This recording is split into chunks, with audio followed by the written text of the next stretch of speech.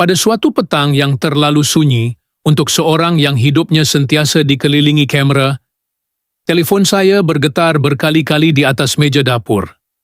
Tetapi saya hanya memandang skrin itu tanpa menyentuhnya. Mesej masuk daripada rakan kerja, panggilan tidak dijawab daripada seseorang yang mungkin hanya mahu bertanya kabar. Dan untuk beberapa minit yang terasa terlalu panjang, saya hanya duduk diam sambil mendengar bunyi peti ais dan suara anak kecil di bilik sebelah. Kerana ada hari-hari tertentu, saya sendiri tidak tahu bagaimana mahu menjawab soalan paling mudah. Lisa okey ke? Ramai orang melihat saya sebagai wanita yang sentiasa tenang, sentiasa tersenyum di acara besar, sentiasa nampak sempurna dalam gambar keluarga. Tetapi menurut apa yang pernah saya kongsikan sendiri, ada masa-masa tertentu dalam hidup ini di mana saya merasa terlalu penat untuk menjadi sempurna setiap hari. Dan perkara itu tidak berlaku secara tiba-tiba. Ia datang perlahan-lahan, senyap, sampai saya sendiri tidak sedar. Bila kali terakhir saya benar-benar berehat tanpa rasa bersalah? Pada usia 40 tahun, ramai menyangka hidup saya lengkap. Kerjaya dikenali, keluarga menjadi perhatian, wajah sentiasa muncul di media sosial dengan pencahayaan yang cantik. Tetapi di sebalik semua itu, ada tekanan yang tidak semua orang nampak.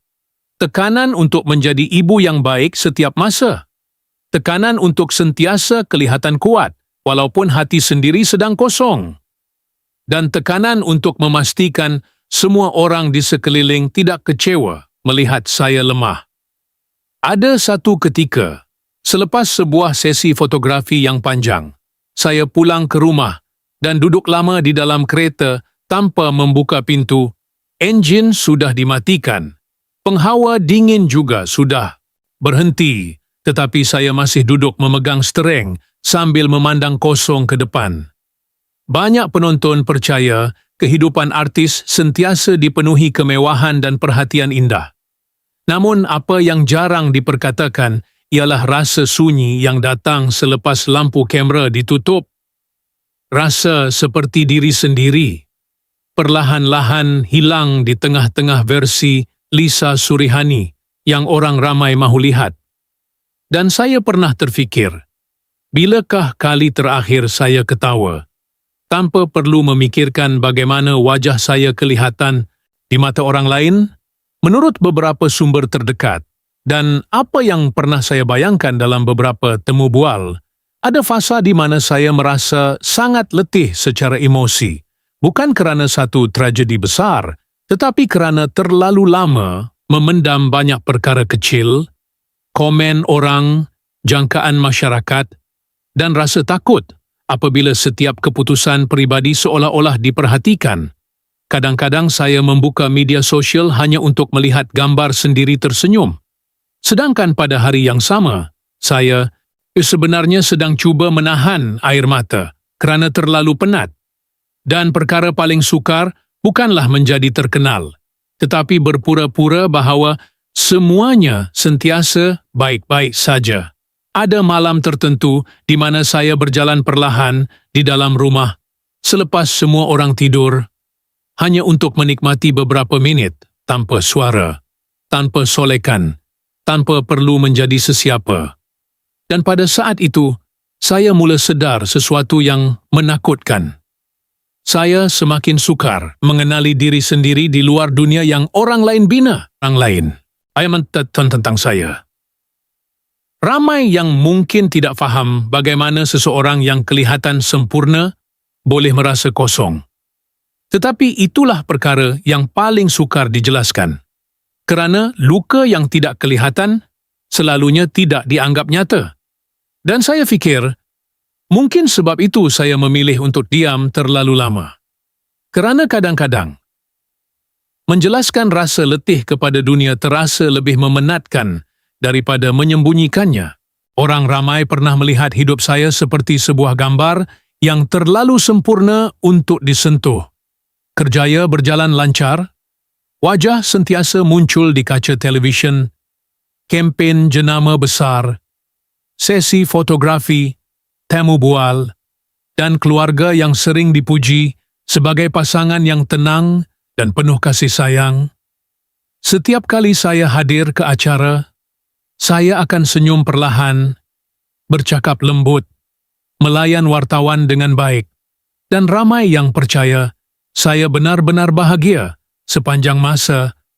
Malah ada yang menulis bahwa saya memiliki kehidupan yang diimpikan ramai wanita. Tetapi apa yang tidak pernah masuk ke dalam gambar-gambar itu ialah saat selepas kamera berhenti merakam, saat semua orang mula berjalan ke arah lain, dan saya tiba-tiba diam terlalu lama. Tanpa sebab yang jelas, ada ketika, sebaik sahaja, juru gambar menurunkan kamera, saya terus menundukkan wajah dan menarik nafas panjang seperti baru selesai menahan sesuatu di dalam dada. Tetapi beberapa saat kemudian, apabila seseorang memanggil nama saya akan kembali tersenyum seperti tiada apa berlaku. Dan itulah perkara yang paling memenatkan, bertukar menjadi versi terbaik diri sendiri berkali-kali dalam sehari. Menurut apa yang pernah saya rasakan sendiri, semakin ramai orang mengagumi hidup saya, semakin sukar saya menjelaskan bahwa saya juga manusia biasa yang boleh letih, boleh takut, boleh merasa kosong tanpa sebab yang difahami orang lain. Ada malam tertentu sebelum menghadiri acara besar, saya duduk terlalu lama di dalam kereta di kawasan parkir. Pemandu sudah membuka pintu beberapa kali, tetapi saya masih memandang cermin sisi sambil cuba mengumpulkan tenaga untuk keluar. Bukan kerana saya tidak mahu bekerja, tetapi ada perasaan aneh yang sukar dijelaskan. Seperti diri sendiri perlahan-lahan hilang di sebalik semua senyuman yang perlu diberikan. Dan perkara kecil beginilah yang ramai tidak nampak. Mereka hanya melihat gaun cantik, solekan sempurna, dan lampu kamera yang terang. Tetapi tidak melihat mata yang semakin penat setiap kali menunggu giliran masuk ke pentas. Ada juga waktu di mana saya menghilang beberapa hari daripada media sosial tanpa penjelasan panjang, dan ramai menganggap saya hanya mahu berehat atau meluangkan masa bersama keluarga. Mungkin ada benarnya, tetapi menurut apa yang pernah saya cuba fahami tentang diri sendiri, kadang-kadang saya menjauh kerana terlalu penat membaca terlalu banyak harapan daripada orang luar. Terlalu penat menjadi seseorang yang sentiasa kelihatan stabil. Sedangkan dalam diam, ada hari-hari tertentu di mana saya sendiri merasa sangat jauh daripada diri saya yang sebenar. Di belakang pentas pula, ada kru yang pernah memandang saya dengan wajah risau apabila saya terlalu lama termenung sebelum sesi bermula, bukan kerana berlaku sesuatu yang besar, tetapi kerana saya kelihatan terlalu letih untuk seseorang yang sepatutnya sedang menikmati kejayaan. Dan saya masih ingat satu momen kecil yang sampai hari ini sukar saya lupakan ketika seorang jurusolek sedang membetulkan rambut saya di depan cermin. Dia tiba-tiba berhenti bercakap selama beberapa saat, mungkin kerana dia perasan mata saya kelihatan kosong, walaupun bibir saya masih tersenyum. Waktu itu saya hanya tunduk perlahan dan berkata, "Saya okey." Seperti jawapan yang sudah terlalu biasa saya gunakan selama bertahun-tahun. Dan semakin lama, saya mula sedar sesuatu. Kadang-kadang kehidupan yang paling dikagumi orang luar sebenarnya sedang perlahan-lahan retak di tempat yang tidak boleh dilihat sesiapa. Semakin lama saya hidup di depan perhatian ramai, semakin saya faham bahawa tekanan paling berat selalunya tidak berbunyi kuat. Ia datang perlahan-lahan, masuk ke dalam rutin harian, dan akhirnya membuat seseorang lupa bagaimana rasanya hidup tanpa perlu membuktikan apa-apa kepada dunia. Sebagai wanita yang dikenali ramai, ada perasaan seperti saya sentiasa perlu kelihatan sempurna. Walaupun pada hari-hari di mana saya sendiri sedang terlalu penat untuk berdiri tegak. Saya perlu menjadi isteri, pilot yang sebaik, cemburu yang lembut, artis yang sentiasa sopan, dan dalam masa yang sama masih perlu menjaga wajah, tubuh, cara bercakap. Bahkan cara saya memandang kamera, semuanya seolah-olah diperhatikan. Dan perkara paling sukar ialah apabila orang mula percaya bahawa kelembutan saya bermaksud saya tidak pernah terluka. Sedangkan menurut apa yang pernah saya rasakan, ada masa-masa tertentu saya tersenyum hanya kerana saya tidak mahu sesiapa risau. Bukan kerana saya benar-benar kuat. Kadang-kadang sebelum keluar rumah, saya berdiri lama di depan cermin sambil membetulkan tudung atau solekan kecil.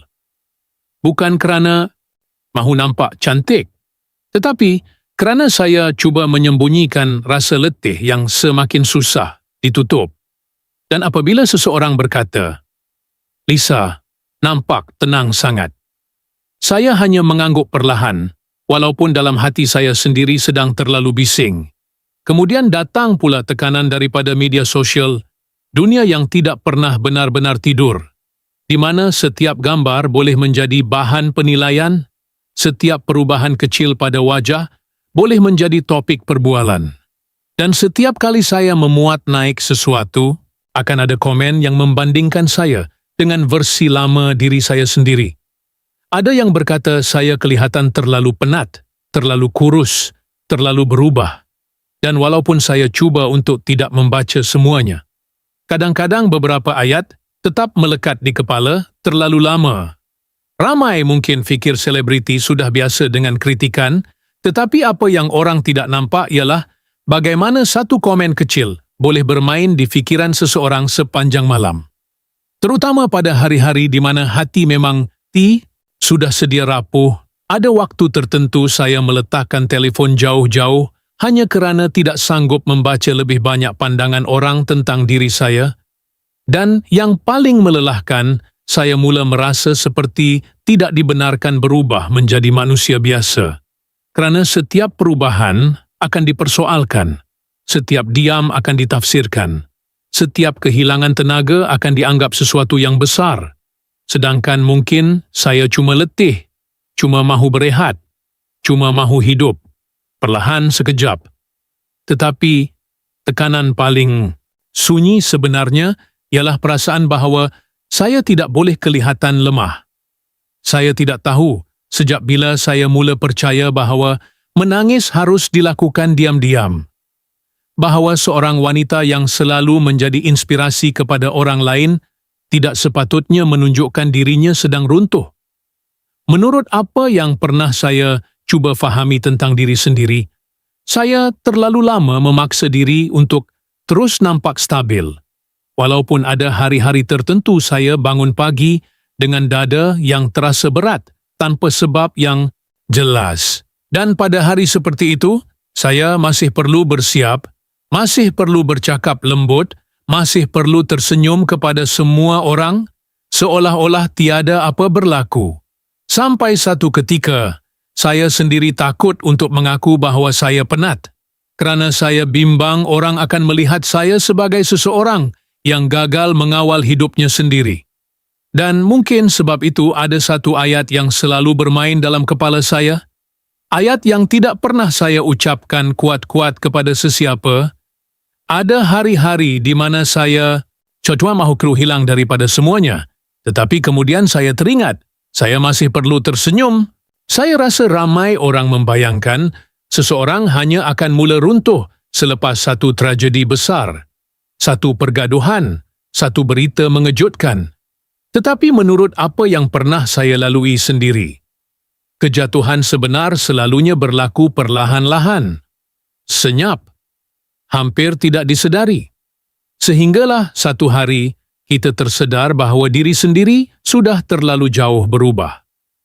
Pada mulanya, cuma susah tidur, saya berbaring lama sambil memandang siling bilik. Walaupun badan sudah terlalu letih, telefon berada di sebelah, bantal.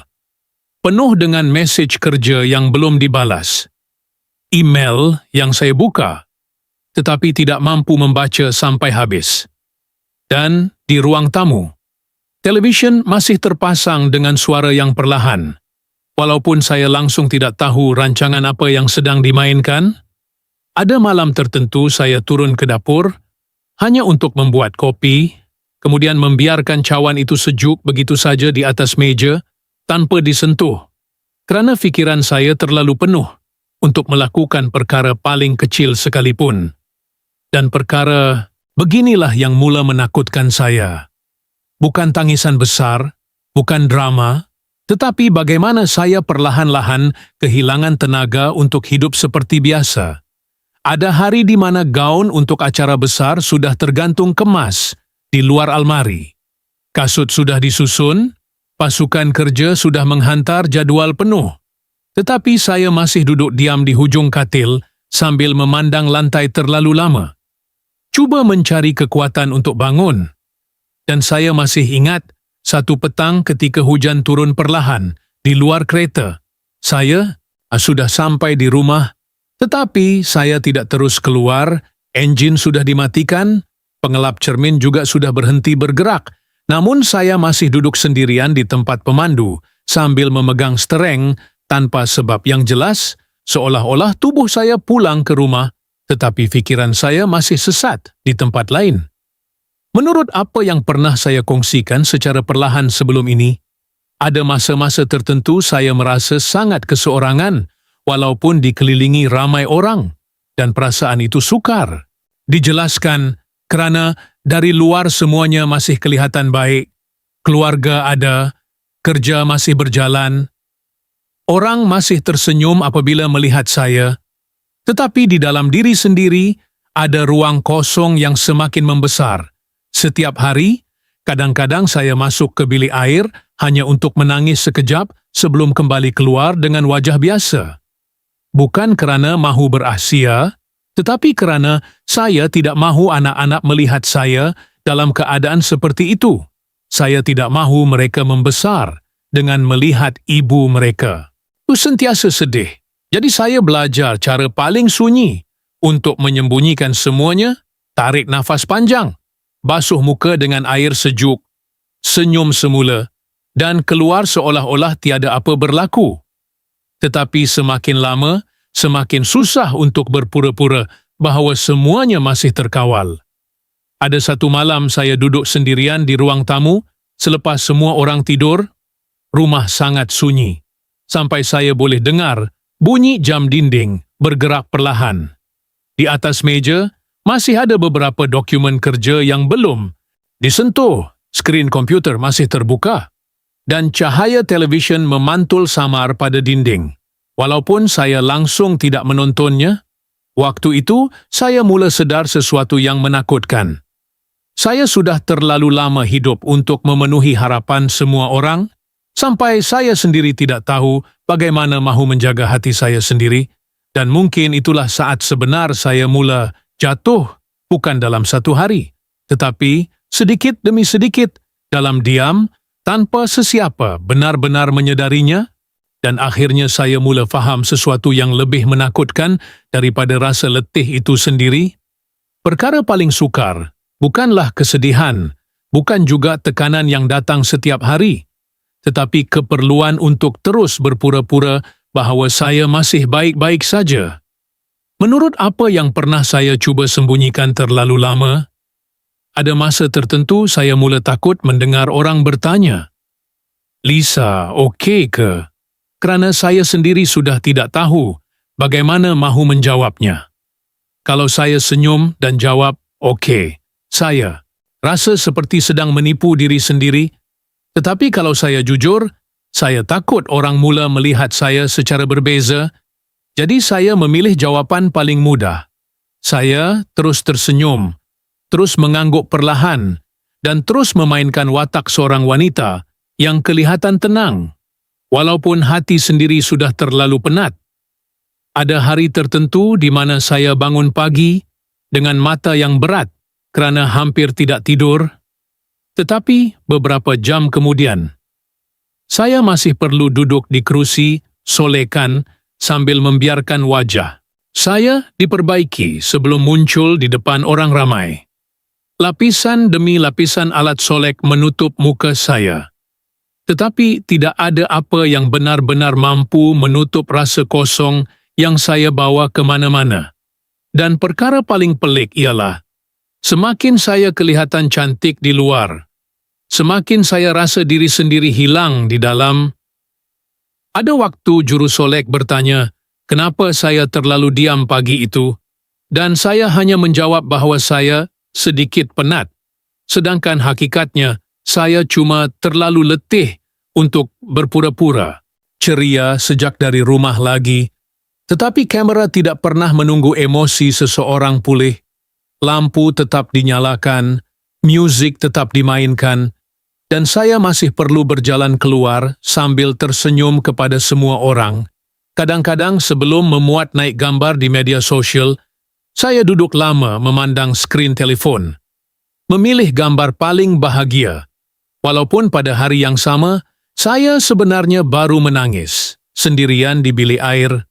Ramai mungkin melihat caption positif dan menyangka hidup saya baik-baik saja. Tetapi, menurut apa yang pernah saya rasa, media sosial kadang-kadang menjadi tempat paling sunyi. Kerana saya sedang cuba meyakinkan orang lain bahawa saya kuat, sedangkan saya sendiri semakin tidak pasti tentang keadaan hati saya. Ada satu malam saya memadam dan menulis semula caption yang sama, berkali-kali hanya kerana saya tidak mahu sesiapa perasan bahawa saya sedang terlalu lemah. Dan itulah perkara yang mula mematahkan saya perlahan-lahan. Bukan kebencian orang, bukan tekanan kerja, tetapi rasa bahawa saya tidak lagi dibenarkan menjadi manusia biasa yang boleh jatuh, boleh penat, boleh hilang arah. Kerana terlalu ramai orang sudah terbiasa melihat saya sentiasa tenang, sampai saya sendiri mula rasa bersalah setiap kali mahu mengaku bahawa saya sedang tidak baik.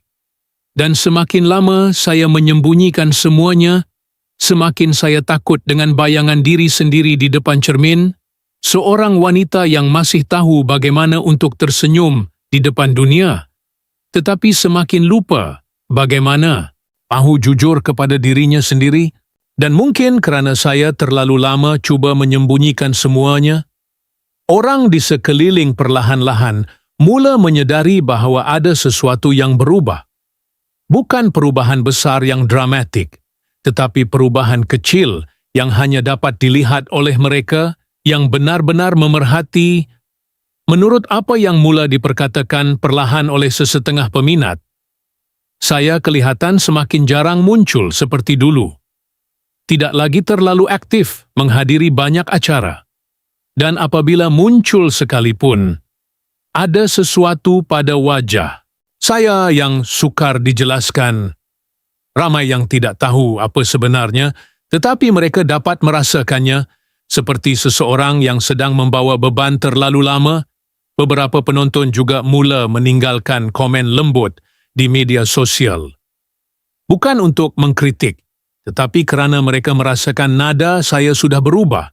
Ada yang berkata suara saya kedengaran lebih perlahan dalam temu bual, lebih berhati-hati ketika bercakap, dan kadang-kadang seperti sedang menahan sesuatu daripada keluar terlalu jauh.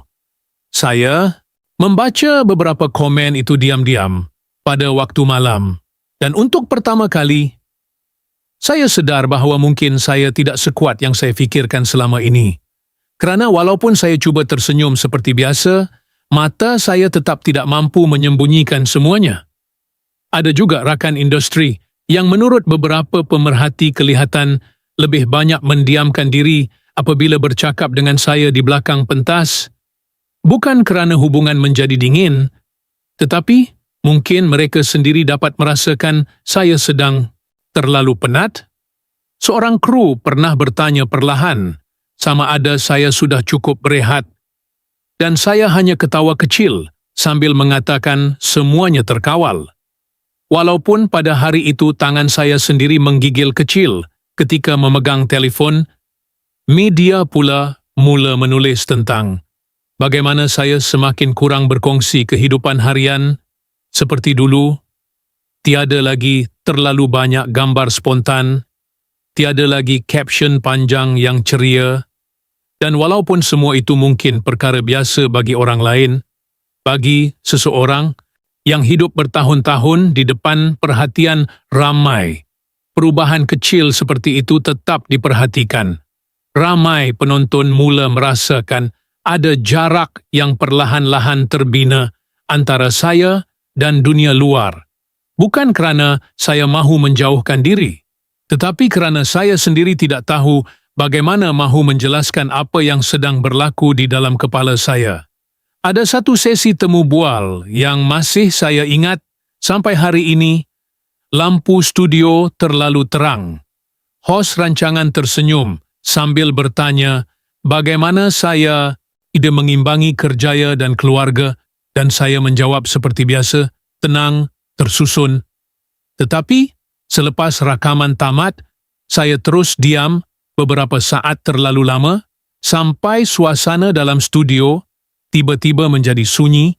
Saya masih ingat salah seorang kru memandang saya seperti mahu bertanya sesuatu, tetapi akhirnya dia memilih untuk tidak berkata apa-apa. Dan mungkin itulah yang paling membuat saya sedih.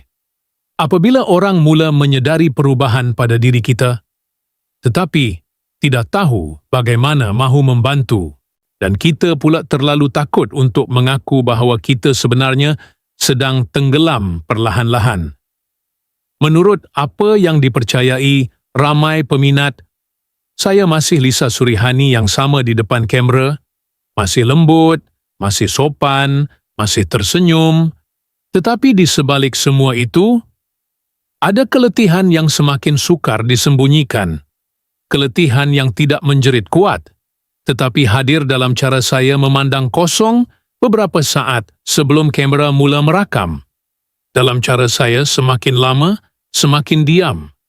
Dan dalam cara saya perlahan-lahan menghilang sedikit demi sedikit tanpa benar-benar pergi selepas terlalu lama hidup dalam kebisingan dunia. Saya mula takut dengan satu perkara yang tidak pernah saya fikirkan sebelum ini, yaitu kesunyian. Bukan kesunyian kerana tiada orang di sekeliling, tetapi kesunyian apabila hati sendiri sudah terlalu jauh untuk disentuh. Ada malam tertentu saya duduk sendirian di balkoni rumah selepas semua lampu dipadamkan, hanya ditemani bunyi angin perlahan dan cahaya samar dari jalan di bawah. Telefon berada di atas meja kecil di sebelah saya, penuh dengan mesej yang belum dibuka. Tetapi untuk pertama kali dalam hidup, saya tidak lagi tergesa-gesa mahu menjawab sesiapa. Saya hanya duduk diam sambil memandang langit yang gelap terlalu lama. Dan dalam kepala saya cuma ada satu soalan. Sejak bila saya mula merasa begitu asing dengan hidup sendiri? Menurut apa yang pernah saya rasakan, semakin seseorang cuba menjadi kuat terlalu lama, semakin dia kehilangan kemampuan untuk memahami emosinya sendiri. Ada satu malam, saya membuka semula album gambar. Lama dalam telefon, gambar ketika kerjaya baru bermula. Gambar ketawa, tanpa terlalu memikirkan sudut kamera. Gambar bersama keluarga, ketika semuanya terasa lebih ringan. Dan saya berhenti lama pada satu gambar, di mana saya sedang tersenyum sambil memegang secawan kopi. Wajah itu kelihatan tenang, mata itu masih bercahaya, dan untuk beberapa saat, saya cuba mengingati bagaimana rasanya menjadi wanita dalam gambar tersebut. Tetapi saya gagal. Ada rasa kosong yang sukar diterangkan apabila kita melihat versi lama diri sendiri seperti melihat orang asing. Kemudian, saya membaca semula beberapa mesej lama daripada rakan-rakan. Ucapan kecil, gurauan ringkas, kata-kata semangat yang dulu pernah membuat saya ketawa, dan saya sedar sudah lama saya tidak benar-benar berbual dengan sesiapa tentang apa yang saya rasa. Saya terlalu sibuk, cuba kelihatan baik-baik saja. Sampai saya lupa bagaimana mahu menjadi jujur. Kadang-kadang, pada waktu malam, saya berdiri di depan bilik anak-anak hanya untuk mendengar bunyi mereka tidur, nafas kecil yang tenang, suara kipas perlahan. Dan dalam momen seperti itu, hati saya tiba-tiba menjadi terlalu lembut kerana walau apa pun yang berlaku dalam kepala saya, dunia mereka masih kecil dan suci. Dan saya tidak mahu kesedihan saya mengganggu ketenangan itu. Jadi saya terus diam, terus simpan semuanya sendiri. Ada waktu saya duduk di ruang tamu dalam gelap tanpa membuka televisyen, hanya mendengar bunyi jam dinding bergerak perlahan. Dan entah kenapa, kesunyian seperti itu terasa lebih jujur daripada semua tepukan dan pujian yang pernah saya terima sepanjang hidup. Ramai orang mungkin fikir saat paling menyakitkan ialah ketika seseorang menangis kuat atau hilang kawalan. Tetapi, menurut apa yang pernah saya lalui, saat paling menakutkan sebenarnya ialah apabila seseorang sudah terlalu letih untuk menangis, apabila dia hanya duduk diam, memandang kosong, dan perlahan-lahan menerima bahawa dirinya sudah berubah, dan mungkin itulah ayat yang paling sukar saya akui kepada diri sendiri. Mungkin perkara yang paling menyakitkan ialah apabila diri sendiri sudah tidak lagi mengenali siapa dirinya. Menjelang tengah malam, di sebuah kedai serbaneka yang masih terang di tengah Kuala Lumpur, seorang pekerja muda berdiri di depan rak minuman sambil perlahan-lahan menukar tanda harga yang sudah sengit.